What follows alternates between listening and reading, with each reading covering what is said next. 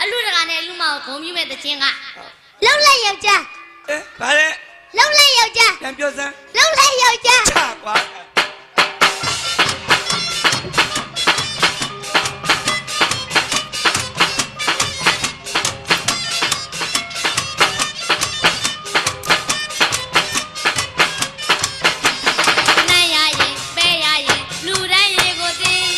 မိမယာသားလေးကိုရှင်ပြုပြီးရင်ကောင်းမလား